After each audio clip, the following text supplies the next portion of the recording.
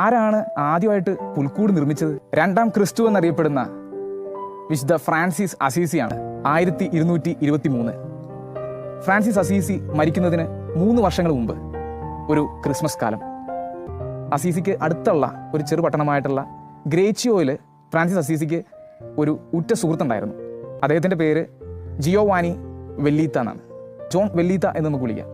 Francis ഒരു ദിവസം ജോണിനെ വിളിച്ചിട്ട് പറഞ്ഞു, ജോണെ, നമുക്ക് ഈ വർഷം ക്രിസ്മസ് ഒരു വ്യത്യസ്തമായിട്ടുള്ള രീതിയിൽ ആഘോഷിക്കണ്ടേ? അന്ന് ഈശോ ബെത്ലഹേമിൽ ജനിച്ചതുപോലെ നമുക്കൊന്ന് പുനരാവിഷ്കരിച്ചാലോ?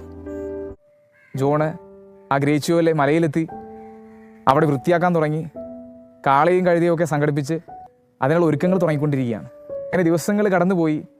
ഇതാ ആ സുദിനമെത്തി, ക്രിസ്മസ് ദിനം.